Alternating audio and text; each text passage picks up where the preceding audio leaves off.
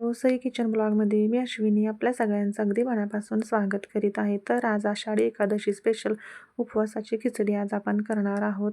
ती सुद्धा एक एक दाणा मोकळा आणि सुटसुटीत अशी खिचडी आज आपण करणार आहोत.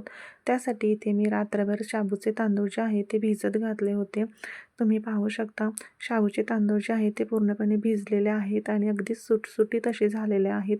एक एक दाणा अगदी मोकळा असा झालेला आहे आणि शाबूचे तांदूळ जे आहे ते परफेक्ट असे भिजलेसुद्धा गेलेले आहेत. तर त्यानंतर आपण जे घेणार आहे बटाटे आणि हिरव्या मिरच्या मी घेतलेल्या आहेत. तर अगोदर आपण बटाट्याची सालं काढून घेणार आहोत.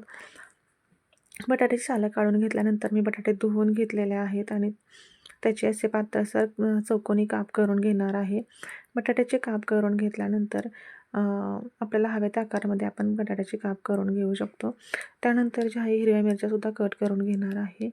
हिरव्या मिरच्या आणि बटाटे असे कट करून झालेले आहेत, तुम्ही पाहू शकता.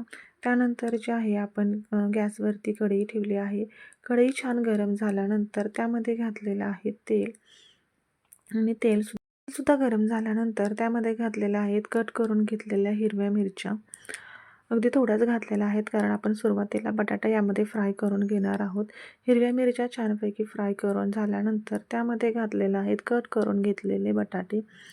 पातळसर आपण त्याचे काप करून घेतले होते ते यामध्ये घालून घेतलेले आहेत आणि बटाटे मिनिटभर असे परतवून घेतलेले आहेत. त्यानंतर यामध्ये घातलेलं आहे थोडंसं मीठ आणि पुन्हा एकदा बटाटे ते जे आहेत जे पूर्णपणे असे परतवून घेतलेले आहेत आणि मिनिटभर यावरती झाकण ठेवून दिलेलं आहे, तुम्ही पाहू शकता. त्यानंतर बटाटे जे आहेत ते आपले छानपैकी असे शिजले गेलेले आहेत आणि त्यानंतर मी बटाटे शिजल्यानंतर एका वाटीमध्ये काढून घेतलेले आहेत आणि त्यामध्ये त्याच कढईमध्ये घातलेलं आहे थोडंसं तेल आणि आपण जे हिरव्या मिरच्या कट करून घेतलेल्या होत्या त्या यामध्ये घातलेल्या आहेत.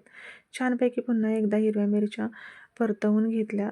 चवीनुसार मीठ घातलं आणि शाबूचे तांदूळ जे होते ते यामध्ये घालून घेतलेले आहेत आणि असे परतवून घेणार आहोत आपण याला. छानपैकी शाबूचे तांदूळ असे परतवून घ्यायचे आहेत आणि त्यामध्ये घातलेलं आहे 2 ते 3 चमचे शेंगदाणा कूट. शेंगदाणा कूट आणि शाबूचे तांदूळ असे पुन्हा एकदा असे आपण मिनिटभर परतवून घेणार आहोत.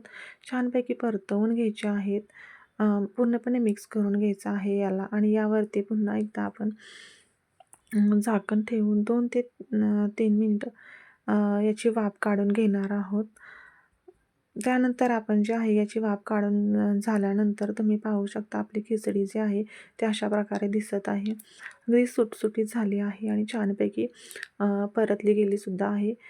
तुम्ही पाहू शकता किती छान आहे, अगदी सुटसुटीत अशी झाली आहे. एक एक दाणा मोकळा असा झाला आहे आणि त्यानंतर आपण यामध्ये घातलेला आहे परतवून घेतलेला बटाटा. आता आपण याला पूर्णपणे खिचडीमध्ये मिक्स करून घ्यायचं आहे. शाबूचे तांदूळ आणि बटाटे पूर्णपणे मिक्स असे करून घेतल्यानंतर इथे आपली जी खिचडी जी आहे ती तयार झालेली आहे. तुम्ही पाहू शकता किती अशी मोकळी अशी खिली झालेली आहे. एक एक दाणा असा सेपरेट झालेला आहे.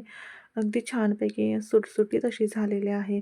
तर इथे आपली आषाढी एकादशी स्पेशल उपवासाची खिचडी जी आहे ती तयार झालेली आहे. त्यासोबत असं थंडगार दही आणि खिचडी.